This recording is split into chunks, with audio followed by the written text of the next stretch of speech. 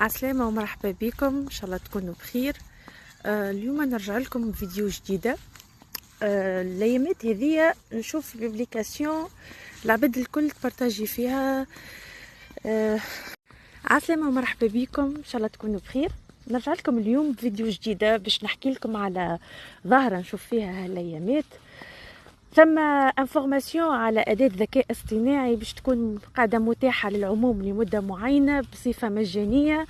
العباد الكل تحكي عليها، العباد الكل تبارطاجي عليها في دي بوبليكاسيون في الفيسبوك في اليوتيوب بارتو، والعباد بيان سور فرصة لا تعد يجريوا ويحبوا يستعملوها، يعني إذا كان فيها نفع أو غير نفع الاستعمال هذا. عندي سؤال نحب نطرحه عليكم، كي تشوفوا اعلانات كيما هكا والا اوفر كيما هكا من شركات الادوات نتاعها في العاده تكون بفلوس، تطرحوش على رواحكم سؤال علاش عطاتني الاداه هذه بلاش؟ ثم مقوله تتقال في عالم التسويق يقول لك if it's free you might be the product، يعني مش كل حاجه مجانيه راهي ببلاش. ايش معناتها؟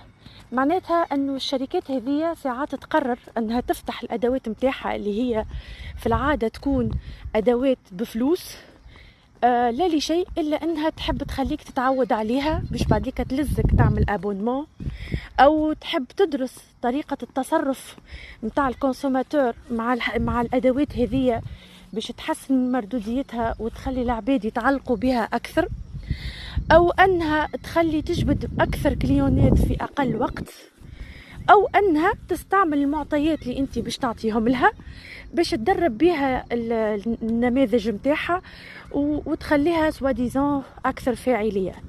فبالتالي انت كي هي سواديزون تهديك حاجه بلاش، راهي في الاخر باش تستفيد منك وراك انت دفعت حاجه اخرى، معناها ما استعملتهاش ريالمون غراتويت.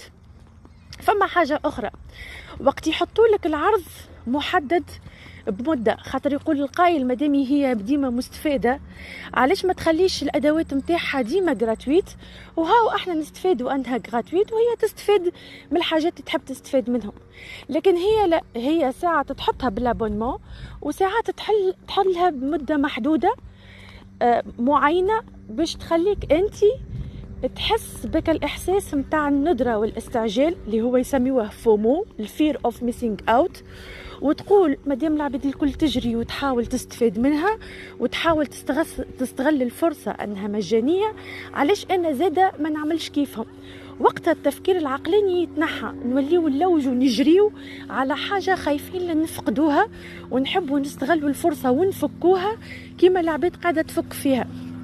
ولهذا في الفترة هذه كي العباد باش تستعملها الأداة هذه، حتى كي باش تجي تتقاسم معاها لي دوكيومون نتاعها ومعطياتها الشخصية، ويمكن حاجات ماهيش نتاعها هي، معناها دي دوكيومون نتاع معناها تحت حقوق الكاتب وكل شيء، غيان كو باش تستعمل الأداة خاطرها مجانية، من غير ما تخمم من شنية العواقب نتاع الاستعمال هذا، من اسكو الاستعمال هذا جوستيفي ولا يا اخي انا مستحق نستعملها هالأداة ولا لا، لشيء الا لانه موجودة متاحة لمدة محدودة بليش. نفس اللي يصير في السولد، وقت يهبطولك سولد كبير في مدة قصيرة ويقولوا لك الحق اشري، باش تلقى روحك تشري في حاجات انت مش مستحقها، او اللي صار في الكورونا مع الفارينة، او اللي قاعد توا صاير مع الماء. دونك هذه الخلق الاحساس بالندرة والاستعجال يخليك تتصرف بطريقة غير عقلانية وتخمم في حاجة برك الا انك تستفاد من الفرصة هذه، بغض النظر على أن الفرصة هذه بالحق حاجة أنت مستحقها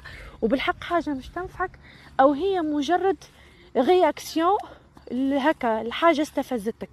ولهذا المرة الجاية وقت نشوفوا إعلانات من نوع هذا كسوا في الذكاء الاصطناعي اللي هو خطير كمان الاستعمال هذا، أو في أي حاجة أخرى كما في اللي سولد ولا غيره، فنعملوا بوز ونسأل رواحنا اسكو الرياكسيون اللي باش نعملوها فاس لليفينمون هذه ولا لانونس هذه بالحق كي باش نشريو هذه الحاجه محتاجينها ولا، كي باش نستعملوا هالاداه محتاجينها ولا.